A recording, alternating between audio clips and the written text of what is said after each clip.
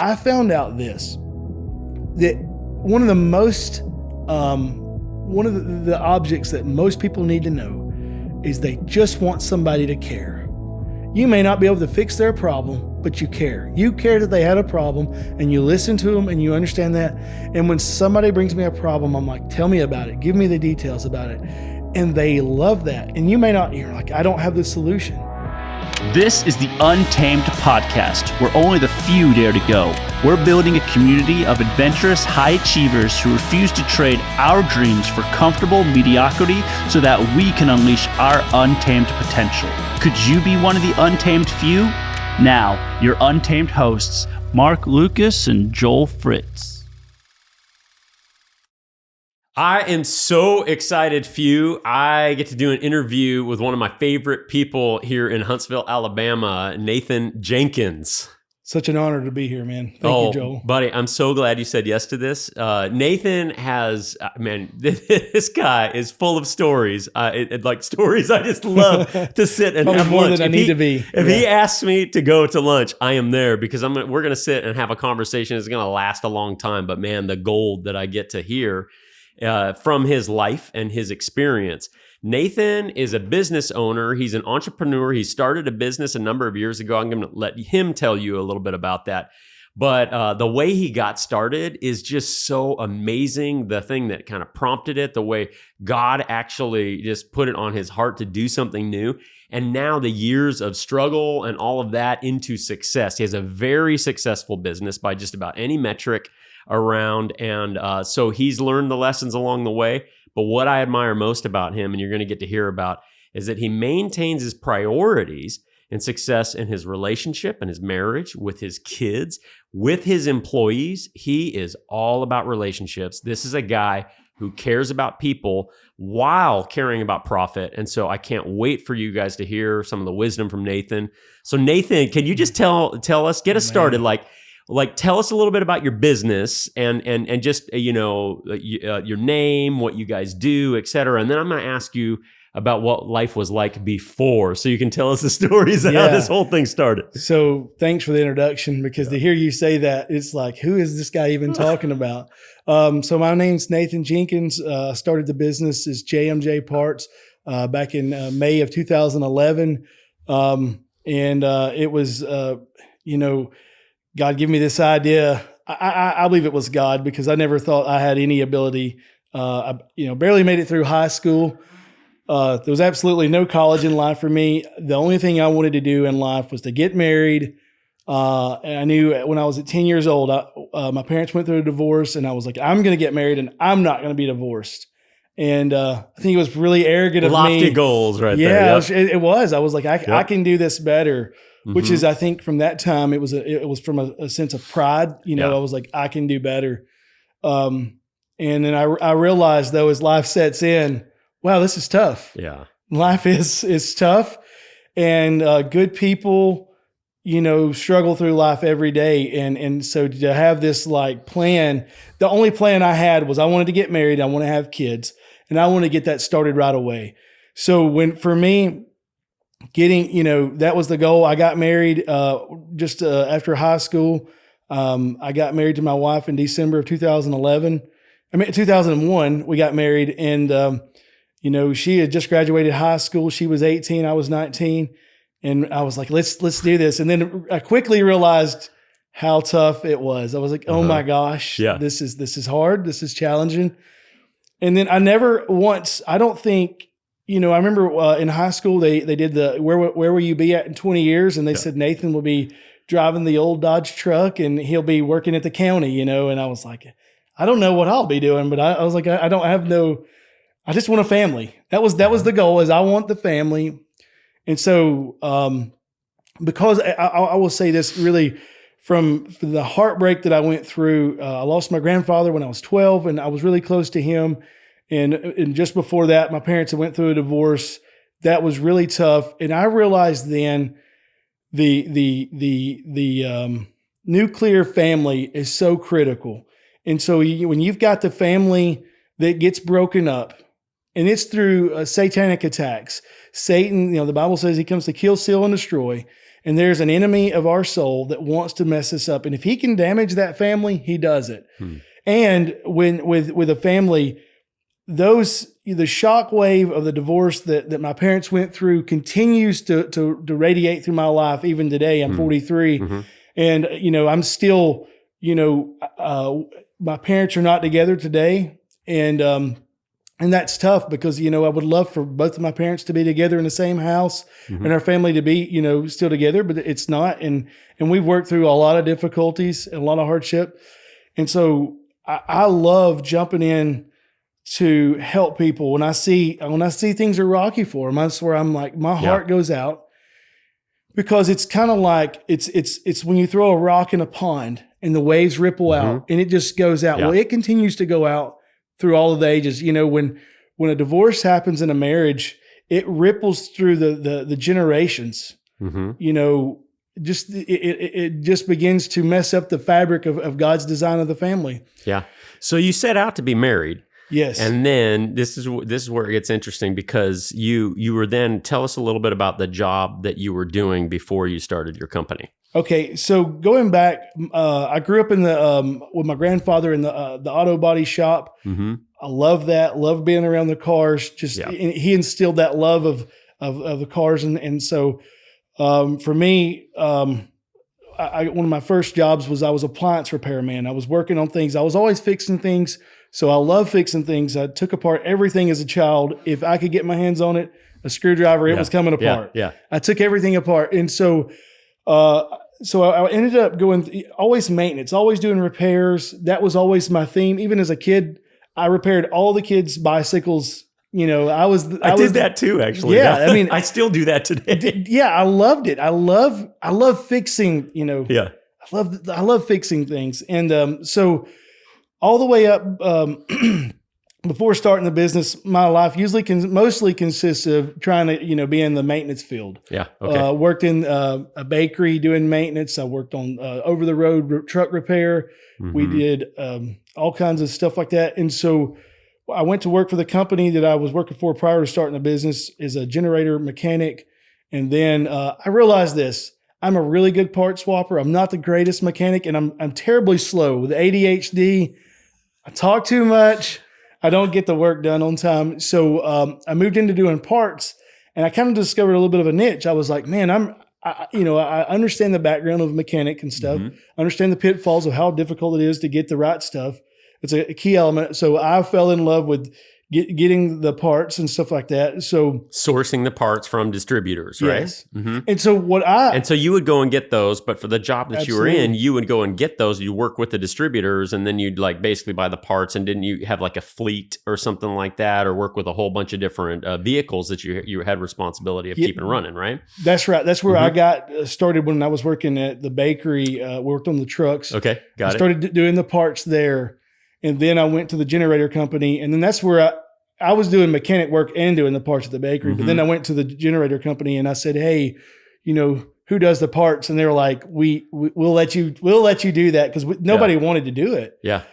So the movie Shawshank Redemption, there's the guy that can get anything. Right. And I was like, I can be You're that like, guy. I'm that guy. I'm that guy. I can get anything. If you need it, I'll figure out how to get it. I'll build it. I'll find it. I'll source it. Did you ever feel like your calling was actually supposed to be in jail, like Shawshank Redemption? No, I didn't.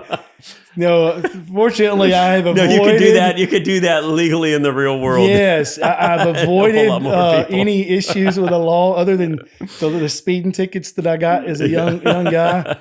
Thank God, I've never been arrested to this day, and thank God. I hope and pray that doesn't start anytime soon. But so yeah, learning the source stuff, I didn't. I was like, I got a niche for this.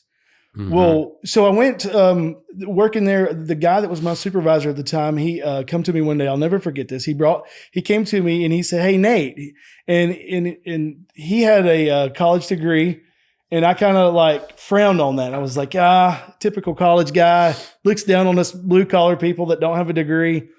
So he came to me one day and he's like, "Hey, have you read this book?" And of course, my pride wouldn't let me say no. I was like, well, let me look. I was like, I don't think I've read that one yet. And the truth I've read was, all the other ones, but Yeah. I don't know that I've read that one. yeah, right? the truth was is that I didn't read a book in high school. Yeah. I would get the Cliff Notes. I would find a friend that had read the book, and then I would want them to tell me the story. I was not going to read. Yeah. I felt like I was too good to read, and it was beneath me.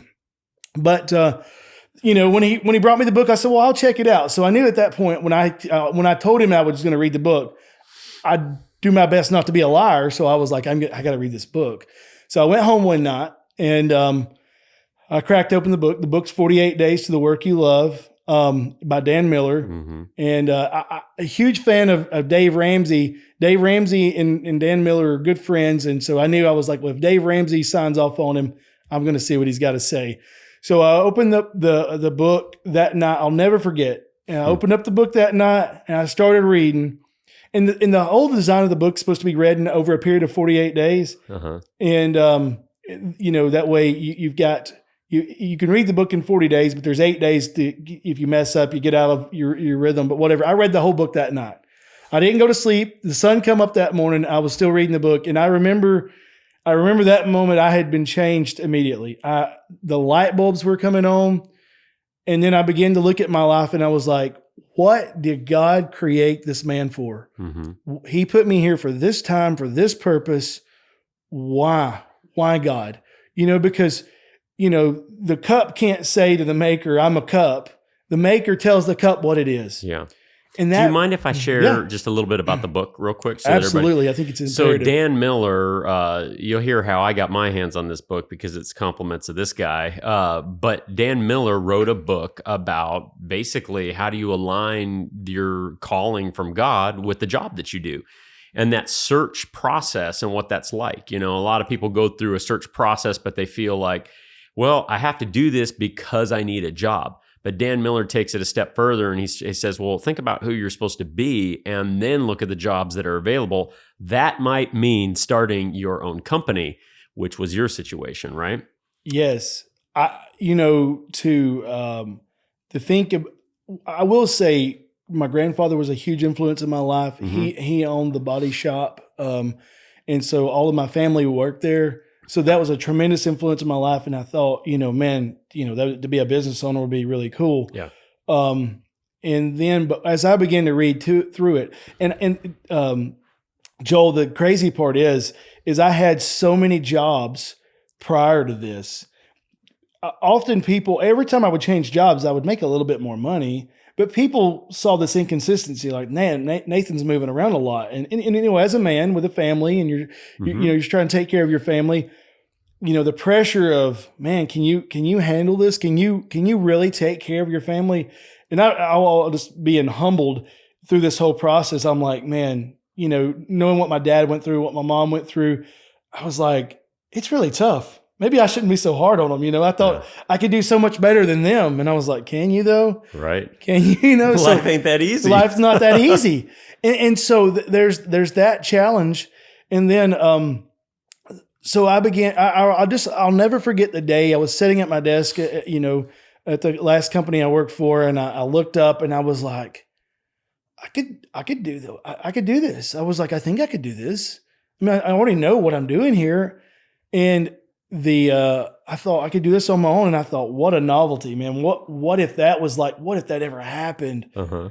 And I thought, it was just kind of like a little thought, when I read that book, I began to think about, could I really do this? And I began to talk about it and begin to share those ideas with some other people. And I was like, hey, I can do this. I already know what I'm doing. I wanted the company I worked for. They sold generators, and the parts was just, it was an add-on, like a car dealership. They sell cars.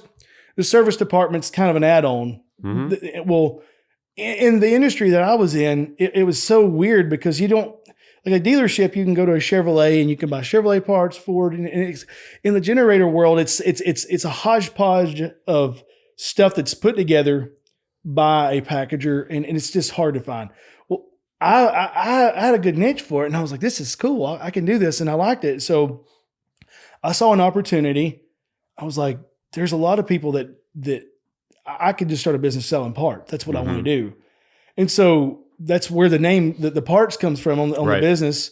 And so I was like, I'll just sell parts to anything, whether it's the table, whether it's this chair, whatever components, somebody needs a part, something they want to repair it or fix it. I want to figure out how to get the parts to it. So I started out with diesel engine parts because I ended up leaving the company. And then I started out doing diesel engine parts, and it just kind of morphed into, and I was like, in your garage, right? Like yes, you're going to the distributors like you were already doing for the things that the generators, et cetera. But then you basically just started sourcing those parts, buying them, and then weren't you packaging them? Isn't that, or were you doing that at the beginning, or is that something? Well, so everything. Here's what I did. I would, well, first of all, when I talked to all the people I was doing business with, and I was like, hey, I think I'm going to start my own business. You guys, we can continue doing business. And they're all like, yeah, and they love me. And then I left, and I was like, hey, I'm starting my own business. Can I get an account? And they didn't love me no more. That love was gone. Yeah. And it broke my heart. And I realized I was like, people just want to use you for what they could, as long as you're doing a lot of business with them, you've got a good backing, they'll love you.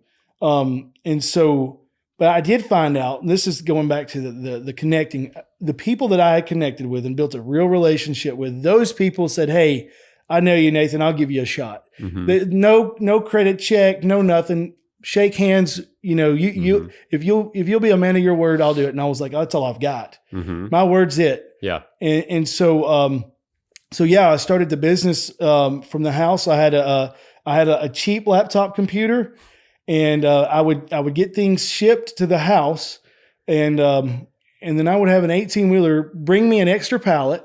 I would back my pickup truck to them in the road because the truck couldn't even get in the driveway, I would back my truck up there, unload the stuff in the back of the pickup truck, and I would wrap it or whatever, package it in my truck, and then drive it to the freight terminal to deliver it. And that's how I started this whole thing. Wow. And that'd be my whole day to get one shipment out because I was so much running around, and I would do the buying, I would do the invoicing and all that stuff. And so I learned every bit of the business because necessity, I had to do it, Yeah. And did you start selling on eBay or no, what was the very first source my customer, I had the relationship with my customers that I had built up. And they had built that relationship with me. Got it. Most of these people didn't have a relationship. I mean, it was all virtual. It was emails. That was it. Emails. We didn't even do phone calls. So then here you were in person. And so it was easy for them to be like, oh, okay. Well, it started out with I had talked to my customers before leaving, and I said, hey guys, I'm going to start just a segment of this. It's going to be parts only. Will you guys stick with me? And they said, yeah, of course. And they did because they already knew. They were like, this guy's my get it guy. He finds stuff. Yeah. So the vendors was really the tough part. The customers was easy because they had already been my customer. Wow. But for me, this is where I learned the secret sauce of the business is calling people and being humble and being like, hey, I'm starting a business and I don't have any money and I need some help. And I was please help. Yeah. If you'll give me a shot, I won't let you down. Yeah. I was like, and that's all I can give you. Wow. And I'll never forget the first company that I started doing business with, the company, there was Schaefer Oil. Mm-hmm. And there's a company called FPPF. Schaefer Oil is motor oil, fuel additives, and then FPPF is a fuel additive company. And I called the guy, and I said that I'd submitted an application. Well, the thing is, you're submitting an account application. It says your history. I have none. Yeah. And so they denied me initially, and then I called the guy that's the CFO of the company, and I said, hey, I was like, I really don't have anything to tell you but my word. And I was like, if you'll give me a chance and give me an account, I won't let you down. I promise. And I said, that's all I can give you. And he said, I've never set up an account this way. I don't know why. He said, but I feel like I should do this. So to this day, that's maybe 15 years later, we're still doing business with FPPF. We're one of their largest distributors of their product. I have a great relationship with the company. And it's still going good. And then we still sell their product on a daily basis. So, those guys, you never forget those people that when you're at the bottom of your barrel and they say, I'm gonna help you out, you never forget that. Yeah. I never forgot that. That guy's name was Peter. He's already retired from the company. He's long gone. I'll never forget that guy. Well, 15 years later, give us just a quick snapshot of the company today, because you've got multiple employees. You have a gigantic warehouse with a roof that's so high, probably couldn't hit it with a rock. and just give us a little snapshot of what that looks like 15 years later. So from May of starting in the house, doing that stuff and I'll just say this, I forgot to add this in. Mm-hmm. When I went home, when I left the company I was with, I went home, and let me just say this. I got on my face before the Lord in the middle of my living room floor, and I cried like a baby because I was like, I'm an idiot. I don't know what I'm doing. I've just walked off my job because I told him I was leaving, because I was like, puffed up. I was like, I'm out of here. I was like, I'm out of here, You build up the courage to do that, and then you have to deal with the aftermath. Yeah, and then as soon as I walked into the house, I was like, you idiot. What are you going to do? And so there's that. And so I went home and I cried and I prayed and I fasted. And I was like, God, where do we go? And so I will say this, in that transition period, I went to a friend and we were gonna log. We were doing logging. I lasted, I think, 2 weeks. I nearly died. It was horrible. And then, because at that point, I'd been working in an office, and then I went to do logging, and it was rough. And we were using junkyard equipment. There was nothing nice, nothing. It wasn't established a company or nothing. So, and then that wasn't working out. So I went to another friend that had a landscaping business.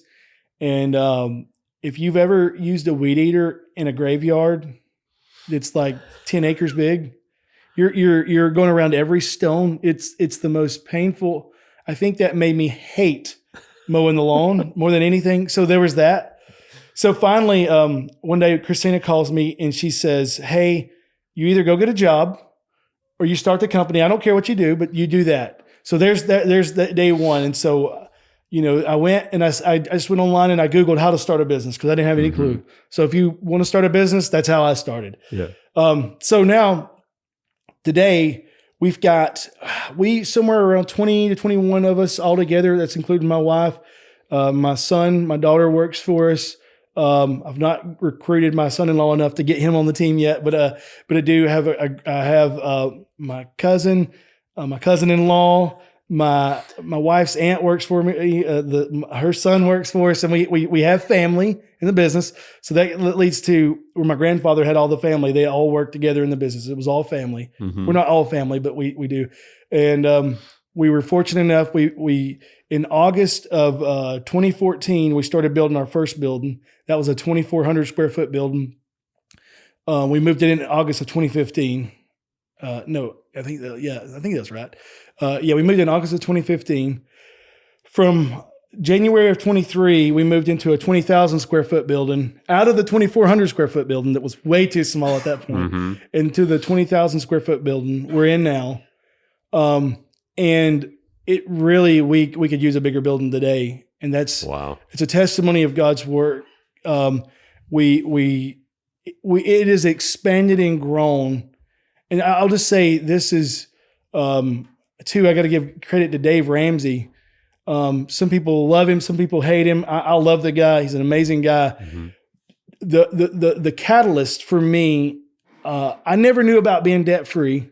I'm not debt-free yet, but I'm on my way there. But the first time I heard that, I was like, people live debt-free. My home church, they offered the Financial Peace University. We took it. We got out of debt. Because of that, we were in a place when I left my job that we only had our rent, and I had 2 paid for vehicles. And so that was the catalyst. And then now going through Dave Ramsey's Entree Leadership, if you run a business, Dave Ramsey's Entree Leadership, must do it. So, but yeah, that's helped us grow exponentially. We do so much with so little people, and we have a great group of guys that we love on each other. The motto to our business now is JMJ Parts. It's a place where people are the purpose, and we're people over profit. That's our motto, because Profit's a byproduct of what we do. It's not the purpose of what we do. It's important. It's not what we do. Yeah, but now a business, so it's this interesting order that you have, right? Mm-hmm. Because you, after all of our conversations, I'm confident and I understand, that business principles, they are in play no matter what you do. Absolutely. No matter how you feel about the people, no matter how you feel, whatever your, spiritual interaction you're having with God, right? Yeah. A business has to make money. Otherwise, nobody has a job. That's right. Right? That's just all there is to it. And fascinatingly, businesses are always trying to kill themselves within, right? Somebody's got to make sure that the business is surviving. But you have come to this place where you recognize the business is the people. The profit comes from the people. Absolutely. So you're able to say, I have to put the people first, and then you're getting massively rewarded with the profit on the back end because you're paying attention to the people, right? It is. The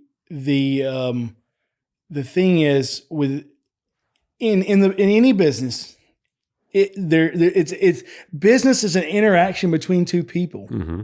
And when you realize that the relationship is the conduit that moves through, that's when you begin to realize, I got to have a good relationship with every vendor. Mm-hmm.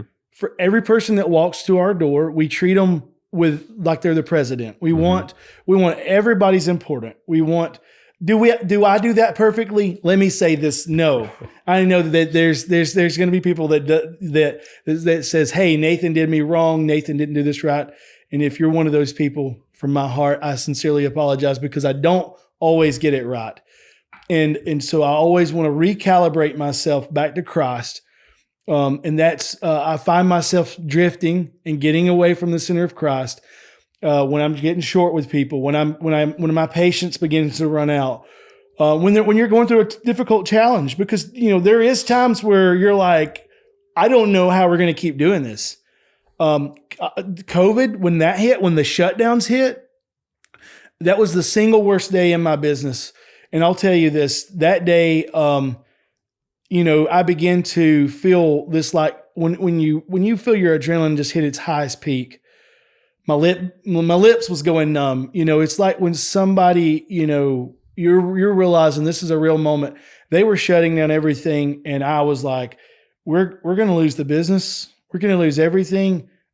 There's going to be lawsuits because, we're not going to be able to pay people. That was like all of this dread, this avalanche of fear and anxiety. And I'm not an anxious person. I don't fear. I don't worry. And man, this was piling up on me. And I'll just tell you, I started kind of sharing these things with Christina. I was like, I don't know what we're going to do. And she's never seen me kind of riled like that. And I got in my car and I was driving home and I just remember the Holy Spirit checked me and he said, hey, hello.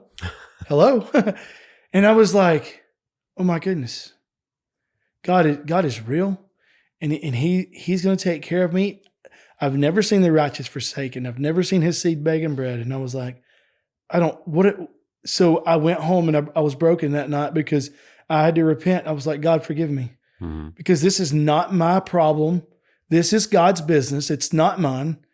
And I remember that day I was laying on the floor praying. I said, Lord, I don't know what this looks like. I don't know what the road looks ahead, but I said, if you will, as I begin to walk this out, if you'll be with me, I will always give you the glory for this business. And I said, and if there's one day that I fail to acknowledge that you're the God, that you own this, take it away from me in the very same day. I said, I'm not worthy to have anything of it. And I still, to this day, when people come in the business, they often are like, hey, who's in charge? Because I don't wear anything that says I'm the boss, because I'm not, because I just steward this. Yeah. I get to steward what God has created, like, yes, if there's a quote, and I think it's in the book, The 48 Days, and I botch it up, but it's the and I'll say this wrong, but it's the Stradivari violins. I didn't know this, and I like violins, and I can't play music, but I want one. Stradivari said, he said, I made violins and made them of their best, but if I would have slacked, my hand would have robbed God. And he said, but God couldn't have, we wouldn't have Stradivari's violins if God wouldn't have made Stradivari, and maybe I'm saying that word wrong because it's an old word. But anyways, that guy made the most renowned violins, and he said, if I slacked my hands, I would rob God. And I was like, so there wouldn't be a JMJ Parts without Nathan, but it's God's. I'm just the conduit that's flowing through, and I get to be a part of this spoke in the wheel of what God's doing. And so that is so exciting to get to be a part of that because we have customers that interact with us that never know who we are. They buy our products online, on Amazon, eBay, Walmart, on our website. They don't know who we are. But I tell my employees, we are serving those people. We are ministering to those people. When you need a Band-Aid and somebody applies that to you, they've ministered to you. When you need a part for your car or whatever it is, whatever the product that we're selling, if you need that, we're ministering to you when we deliver it to you. And there's a reason why you made that purchase from us. And maybe you don't know why. Maybe it's just the price or whatever. But when you do that, you're ministering to your people. And I always tell people, we're ministering to these customers. And the cool part is when they have a problem, then they get to meet us. That's when they find out who we really are. How do you fix their problem? Well, that's what I love to do. I love it when somebody brings a problem to me. I love to okay, how can we work through this? I love these challenges. And that's the fun of it. When an employee's going through a hardship in life, when a customer calls you and what you sold them doesn't do what it's supposed to do, and they're let down and they're frustrated. I found out that one of the objects that most people need to know is they just want somebody to care. You may not be able to fix their problem, but you care. You care that they had a problem, and you listen to them and you understand that. And when somebody brings me a problem, I'm like, tell me about it. Give me the details about it. And they love that. And you may not, you're like, I don't have the solution, but they just feel so much better. And I love it. Like when somebody cares. That's Nathan, you're so spot on. I was just at a conference and I got a phrase that I really like. And I don't know why it resonated with me this time because I've heard it before, but it's the statement that you can make to somebody. And if you truly feel it in an authentic way, it's just simply telling somebody who's going through something difficult, that makes sense. Isn't that crazy? It's amazing that people that have struggles and they don't know what to do and they're frustrated. And like you said, you don't have a solution for it. But if you can just look at them and tell them that makes sense, if you can truly understand what they're going through, that largely is what people are looking for. It is. And so with our business, if somebody's needing a part to something, that tells me something's broke. If you're going to see a doctor, it's typically not because you're wealthy or healthy, not wealthy, but it's because you're sick. You need help. If they come to us, that's the business I'm in is fixing problems. Somebody's batteries are gone dead on their golf cart and it doesn't work. Or they've ordered something from you and it's not what they expected. And man, boy, those customers can be the tough ones. And I tell everybody, give those to me because I love to get somebody that's fired up. They're cussing mad, and we've had a guy that even made some threats to us on a voicemail, and of course initially when I saw those, I was like my adrenaline got going, and I was like, who's this going to threaten me? And but it was so cool. When I have these interactions, we'll play the recording back to our employees, and I'm like, this is how we want to do it. And we take somebody that's fired up, that's ready to fight, that they're upset and they're mad, and I want to just love them. And I don't have to tell them I'm going to show you the love of Christ. I just do it, and that's where when they see the genuine love of Christ, that's the hope that I have with this business. Is that I really can give people an encounter with somebody that I want to be genuine. If I screwed up, I want to make it right because, it's not this ability to be perfect because none of us are. It's just that when you mess up, go to somebody and say, hey, I'm sorry. I messed up. Will you forgive me? I've learned that that's some powerful words. Will you forgive me? Do you have any stories that you'd be willing to share about a time when Absolutely. you have had to ask for forgiveness? So there's a story, and I will, you know, one of the things that we do, as I had been doing this for a long time, and it's challenging to do, but we do a devotion on Monday mornings, a breakfast and devotion. And I told the guys it's a paid. We started at 8:00. If you want to come to the devotion, I will bring you the biscuits of your choice. So usually on Sunday night, if we're going to do those devotions, sometimes it doesn't work out. We don't get to do them. And the enemy is always trying to derail that, by the way. But it's just, I'll say, hey guys, if you want to show up for the devotion, if you it's an optional thing, but it's at 8:00, so you're paid to do it. And I will buy you breakfast, and you can come and listen to me for 10 or 15 minutes. And then if you don't want to, just go ahead and start working, and you don't get the biscuit option. So there's that. So I incentivized it with some food. But so I do these devotions, and then this happened, I don't know, a little while back. There was something that had really bothered me about somebody, and it's somebody I didn't know. And I said some stuff to another person, and what I was doing, I was gossiping and about somebody. And then I walked around the corner, and then I realized that person could have heard me. I don't know that they heard me. It's the person you were talking about. Yeah. The person I was talking about was within earshot of me. Mm-hmm. And the Holy Spirit said, what are you going to do about that? You know, mm-hmm. If that person heard me, what would it do to my witness? And it broke, like I was sick. Mm-hmm.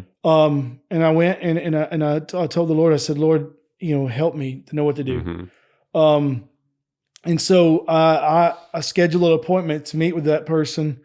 And I was actually talking about that person and a family member. And I said, hey, can we have a meeting with you guys? And they're like, hey, is everything okay? And I was like, oh, it's fine. I hope, and we had a meeting, and I just shared, I said, hey, I said some things that I shouldn't have said. And I don't know if you heard them or not.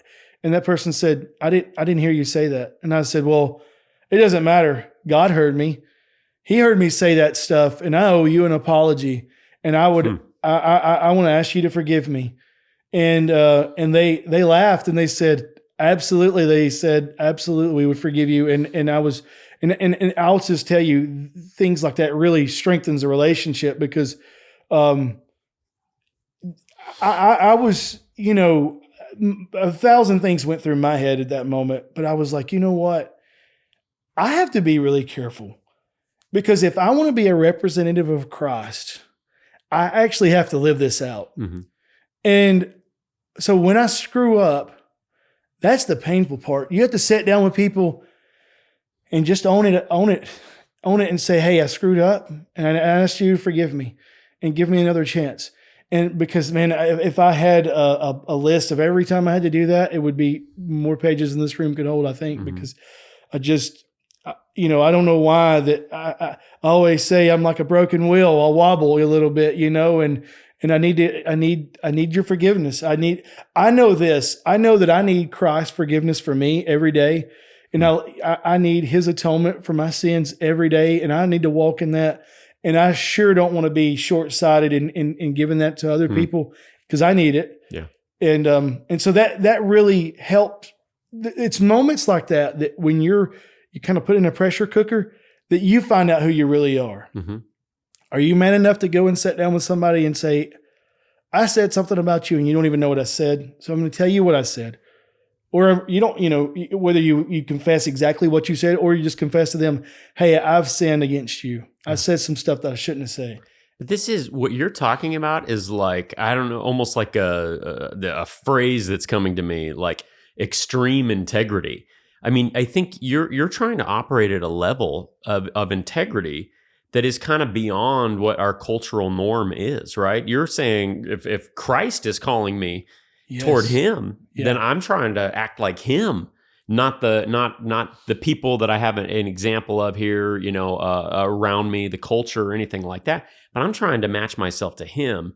And that integrity then has to look like this. And so you're reconciling these things that you actually could afford a gap in, right? If that person heard you or didn't hear you, I mean, what's it to you in some ways? You're like, oh, well, I made a mistake. Let's make a mental note. I don't do that again. Or maybe I repent to the Lord and I say, hey, I'm sorry. But you're like, no, I can't even afford the chance that somebody heard me say that. In fact, I can't afford to say that when only God hears or another human being hears, because then I'm deviating from the integrity. I'm deviating from who I want to be. And so you reconciled that gap and went to the person at great personal risk and sat in front of them and said, I'm sorry, and let me tell you what I did. It's incredible to me. It seems suicidal. I'll just tell you, it does feel suicidal. For all the years that I've been in business, that was one of the scariest conversations I've ever had. Sure. And I try to tell my kids all the time, it's the hard conversations that really, it's the hard conversations that really measures who you are. Right. It tells who you are when nobody's looking. Uh-huh. It's one of those things where you find out the weight of who you are on the scales. Right. And if this is real to me, then people needs to see the transparency. Mm-hmm. And there has to be, Christ said this, he said, he shared everything with us. He's like, he didn't keep things secretive from us. He was transparent. And, I heard this reoccurring theme that with business owners, the people that are successful is integrity, And that's one of the things that I pray about on a regular basis is, Lord, give me integrity. And I tell the team all the time, if anything that we're ever doing in our business is questionable, and there's times that we've done stuff that's questionable and that I'm not ashamed, that I'm not proud of, that I am ashamed of. And I said, at any point in time that you come to me and you say, hey, Nathan, we're doing this, and I don't think we should. That's the day that I'm going to stop right there and go, nope, you're right. We need to, I don't want to figure out how to justify it. We're going to cut it off. Because you know what? I can make a lot more money in doing questionable things. The porn industry is the largest industry in the world. If you want to make a lot of money, get into that business if it's about that. But how empty is that? How empty is there's nothing of tangible value there. The value is I want to represent my Christ well. And so I screw up. And so when I think a thought and it comes in there, that's Christ said this right here. He raised the bar on us. He said, if you look at a woman with lust in your heart, you've committed adultery. If you have hate in your heart towards your brother, you've murdered. Mm-hmm. Well, you hadn't even committed the crime yet. There's no evidence you've done it, but Christ knows. And that's where the sin takes place. Yeah. And that's where I want to cut it off at. I want that healing in my life, because I pray all the time. I said, Lord, let me be that person that I am when nobody's looking that honors you. I really want to be that, because I know I'm not that. And I want to get there. Yeah. So, well, this culture that you're basically infusing into your workforce, your employees, your business is just absolutely incredible. But culture is one of those things that you can't just talk to people about culture. You have to live culture, right? That's right. And so something I keyed into as you were talking, you're saying, well, here's how I want to treat the customers. You learned a pattern of success. You said, well, if I minister to the customers, if I care about their need, if I care about the gap or the problem that's been created with them, and then I seek a resolution, I say, hey, you matter. Your problem matters to me. Let's figure out all of this. And you're saying, I want to minister to the customer. How do you minister to the customer if you don't minister to your employees? Absolutely. You won't teach them, right? That culture will not infuse among the employees. And if it doesn't infuse among the employees, you can talk all you want about ministering to the customers, but they'll never do it, right? They don't. Because it has to be part of the culture. And you are, the things that you're saying, and not just saying, but the way that you live this out in your business is truly extraordinary. But you're creating culture around, how do I minister like Christ has ministered to me? Well, something that I've learned that's important to do is when I'm getting criticized, when people are voicing a complaint, you need to have a good complaint department. A good company has a good customer service department. So when there's complaints, and I've learned this, I need to have a customer service department for my wife when she has a complaint. And that's the tough one, because those can be brutal. But it's got to start there. That's my number one on this earth. I want to be first in how I am with Christ. I want my first, like in my relationship, I want Christ first in my marriage. I want Christ first in my parenting. I want Christ first in my business and how I interact with those employees, because God's given me an opportunity to be an influence in their life. If I don't steward this opportunity well, the biggest concern that I have every day is not what I'm going to ask Jesus when I get to heaven. Like, why is there mosquitoes, or why is there sickness? It's what he's going to ask me. Nathan, I gave you an opportunity with Joel. Did you steward that opportunity well? I gave you an opportunity with these employees because, I mean, as an employer, you have a lot of influence on somebody, whether they want you to or not. You realize that. And when you realize that you have influence on somebody's life, that's a tremendous responsibility. And it's holy ground. Mm-hmm. It's you could lead, you could direct this person towards Christ, or you can direct them away from Christ. And at the end of this age, that's when we stand before the great I am, and he says, "Hey, well done, my good and faithful servant, or depart from me, I never knew you." And that's like, I don't want to mess this thing up. And I'm constantly messing it up. So I'm constantly going back to the board, and I'm like, Lord, I need to recalibrate. I need to get back in the Word, because, this would be real. It's hard to be in the Word every day. It's so easy. I'll get to it and not get to it. I'm guilty of it. And so I want to recalibrate to the Word of God every day. I want to get better at that. I want to have this continual, prayer walk with Christ where he's speaking to me. I can hear when he says, "Hey, you shouldn't have said that." I'm like, you can't take those words back, so you better go do some damage control, right? Well, this is absolute gold. So, but with the few minutes that we have left, I just cannot help. This is so good. You said the customer complaint department for your wife. Yeah. Okay, and just give us a little bit of what it's like. Maybe even just a story or two. Probably just a story about you and Christina, your wife, in the journey of the company happening, the customer complaint department, and maybe, something about your kids, because this whole time we've been getting this feeling, like my wife, my kids, my employees, my customers, you're thinking about the people. But I love what you said, the complaint department. So let me say, one of the biggest, this stuff. So I think, I'll just generalize this with entrepreneurs, typically with men, or even maybe, in the reverse role, it's the woman's the lead entrepreneur, in the process.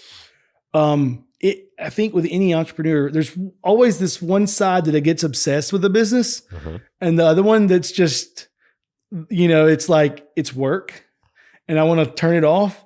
I don't ever want to turn the business off.